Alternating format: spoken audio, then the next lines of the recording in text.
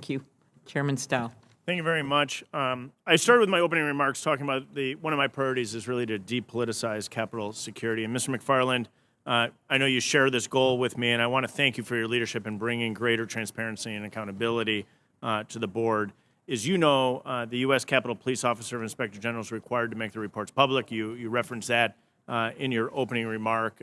As we noted, only 2 reports are made public prior to this hearing or in the near future. You obviously increased that and doubled it in the lead up to this hearing. Appreciate you making progress.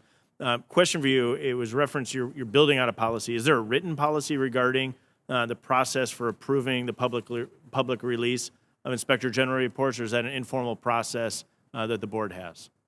Sir, the way it refers that I think that the IG process works is the U.S. Capitol Police IG, after it reviews everything, it proposes redactions. It's sent then to the Capitol Police Office of the General Counsel, where they also take a look at it. They propose redactions. It's then sent to the Inspector General working group that we currently chair.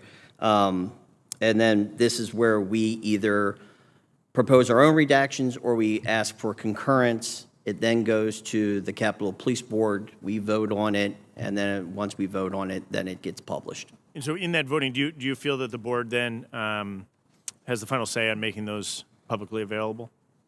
That the board does, yes. The board holds that, has the authority. Thank you, and I appreciate the work you're doing on that. Ms. Gibson, thanks for being here at the hearing as well. I think you'd agree that both the Senate Rules Committee and independently the Committee on House Administration have oversight jurisdiction over the United States Capitol Police Board, right? Of course. And you're currently the chair of the U.S. Capitol Police Board. For the most part, in the role of the chair of the board, is that mostly administrative, or is there any other practices that would be unique to the chair, as all board members are voting equally, correct? All board members are voting equally. All board members have say and participate in deliberations. The role of the chair is largely administrative. It is, hosting the meetings typically held in our spaces. It is assisting with administrative requirements and setting the agenda. I have never known any time when a board member has been denied the opportunity to introduce an item to our agenda. Perfect. And do you agree that the Committee on House Administration has oversight jurisdiction over the chairperson of the board as it relates to the role of the board? That's an interesting question, Chairman. I honestly never contemplated that as an oversight role separate from my role as an officer of the Senate. I would go back, you sent me a letter in your capacity as chair of the Capitol Police Board objecting to actions taken by the Committee on House Administration. And so I think this is a dialogue that we should have a little bit, but in the role as chair of the Capitol Police Board, I think the Committee on House Administration does have oversight. I understand we don't if it's in your role as Senate Sergeant at Arms. And so I'd like to insert to the record that the letter that you wrote dated June 6, 2023, signed by you as chair of the Capitol Police Board, making those comments. Let me move on, though. In your opening remarks, you noted that the Capitol is secure.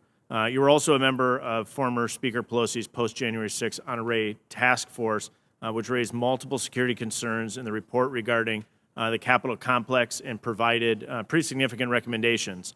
Of those recommendations that you were a part of, have those all been completed? The vast majority of them have been, I believe. We certainly get back to you on that. I know that the one on introducing horses into the department is not. It is not a recommendation that the department has chosen to adopt, and there may be a few others like that.